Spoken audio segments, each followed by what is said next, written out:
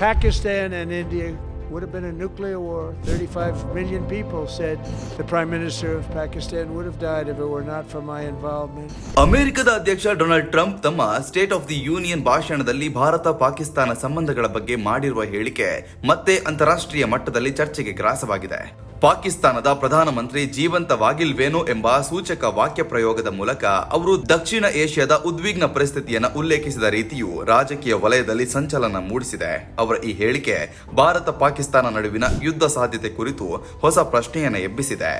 ಭಾಷಣದಲ್ಲಿ ಟ್ರಂಪ್ ಅವರು ದಕ್ಷಿಣ ಏಷ್ಯಾದ ಭದ್ರತಾ ಪರಿಸ್ಥಿತಿ ಅತಿ ಸೂಕ್ಷ್ಮವಾಗಿರುವುದನ್ನು ಒತ್ತಿ ಹೇಳಿದರು. ಭಾರತ ಮತ್ತು ಪಾಕಿಸ್ತಾನ ನಡುವಿನ ದೀರ್ಘಕಾಲದ ವೈಮನಸ್ಸು, ಗಡಿಭಾಗದ ಉದ್ವಿಗ್ನತೆ ಹಾಗೂ ಭಯೋತ್ಪಾದನೆ ಆರೋಪಗಳ ಹಿನ್ನೆಲೆ ಸಣ್ಣ ಘಟನೆ ಕೂಡ ದೊಡ್ಡ ಸಂಘರ್ಷಕ್ಕೆ ಕಾರಣವಾಗಬಹುದು ಎಂದು ಅವರು ಸೂಚಿಸಿದರು. ತಮ್ಮ ಆಡಳಿತದ ಅವಧಿಯಲ್ಲಿ ಅಮೆರಿಕ ಹಲವು ಬಾರಿ ಮಧ್ಯವರ್ತಿತ್ವದ ಪ್ರಯತ್ನ ನಡೆಸಿರುವುದಾಗಿ ಹೇಳಿ ಪ್ರಾದೇಶಿಕ ಶಾಂತಿ ಕಾಪಾಡಲು ರಾಜತಾಂತ್ರಿಕ ಸಂಪರ್ಕಗಳು ಮುಖ್ಯವೆಂದರು. ಟ್ರಂಪ್ ಅವರ ಹೇಳಿಕೆಯಲ್ಲಿ ಒಂದು ವೇಳೆ ಪರಿಸ್ಥಿತಿ ನಿಯಂತ್ರಣ ತಪ್ಪಿದ್ರೆ ಪಾಕಿಸ್ತಾನದ ಪ್ರಧಾನಮಂತ್ರಿ ಜೀವಕ್ಕೆ ಅಪಾಯ ಉಂಟಾಗ್ತಿತ್ತು ಎಂಬ ಅರ್ಥ ಸಾರುವ ಮಾತು ವಿಶೇಷ ಗಮನ ಸೆಳೆದಿದೆ.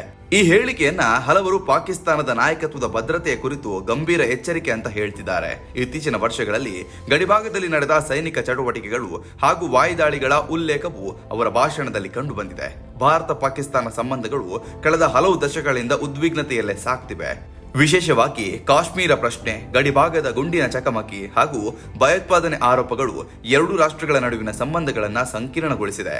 ಇದರ ಜೊತೆಗೆ ಟ್ರಂಪ್ ನೀಡಿದ ಈ ಒಂದು ಹೇಳಿಕೆ ಸದ್ಯ ಭಾರಿ ಚರ್ಚೆಗೆ ಕಾರಣವಾಗಿದೆ. ರಾಜಕೀಯ ವಿಶ್ಲೇಷಕರು ಟ್ರಂಪ್ ಅವರ ಮಾತುಗಳನ್ನ ಎರಡು ರೀತಿಯಲ್ಲಿ ವ್ಯಾಖ್ಯಾನಿಸಿದ್ದಾರೆ. ಒಂದು ವಲಯ ಇದನ್ನ ಕೇವಲ ರಾಜಕೀಯ ಹೇಳಿಕೆ ಅಂತ ನೋಡಿದ್ರೆ, ಮತ್ತೊಂದು ವಲಯ ಇದರಲ್ಲಿ ಭವಿಷ್ಯದ ಭದ್ರತಾ ಎಚ್ಚರಿಕೆಯ ಸಂದೇಶವಿದೆ ಎಂದು ಅಭಿಪ್ರಾಯವನ್ನು ವ್ಯಕ್ತಪಡಿಸುತ್ತಿದ್ದಾರೆ.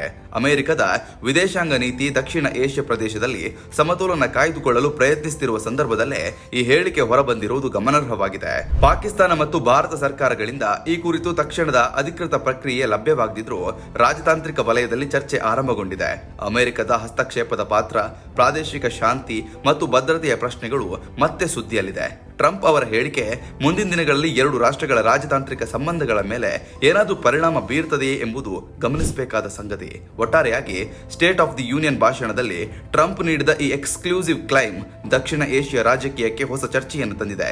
ಭಾರತ ಪಾಕಿಸ್ತಾನ ನಡುವಿನ ಉದ್ವಿಗ್ನತೆ ಮತ್ತೆ ವಿಶ್ವದ ಗಮನ ಸೆಳೆದಿದ್ದು, ಶಾಂತಿ ಮತ್ತು ಸ್ಥಿರತೆ ಕಾಪಾಡಲು ಎಲ್ಲಾ ಪಕ್ಷಗಳು ಜವಾಬ್ದಾರಿಯುತ ನಡೆಯನ್ನ ತಾಳಬೇಕಾಗಿದೆ. ಟ್ರಂಪ್ ಅವರ ಈ ಹೇಳಿಕೆಯ ಬಗ್ಗೆ ನಿಮ್ಮ ಅಭಿಪ್ರಾಯ ಏನು ಅನ್ನೋದನ್ನ ದಯವಿಟ್ಟು ಕಮೆಂಟ್ ಮೂಲಕ ತಿಳಿಸಿ. ಧನ್ಯವಾದಗಳು. ಯಾವುದೇ ಸುದ್ದಿಯ ಅಪ್ಡೇಟ್ ಅನ್ನ ಮಿಸ್ ಮಾಡ್ಕೊಳ್ಬಾರ್ದು ಅಂದ್ರೆ ಈಗ್ಲೇ ಒನ್ ಇಂಡಿಯಾವನ್ನ ಸಬ್ಸ್ಕ್ರೈಬ್ ಮಾಡಿ. ನಿಮಗೆ ಬೇಕಾದ ಭಾಷೆಯಲ್ಲಿ ಎಲ್ಲಾ ಸುದ್ದಿ ತಿಳಿಬೇಕು ಅಂದ್ರೆ ಒನ್ ಇಂಡಿಯಾ ಆಪ್ ಅನ್ನ ಡೌನ್ಲೋಡ್ ಮಾಡ್ಕೊಳ್ಳಿ.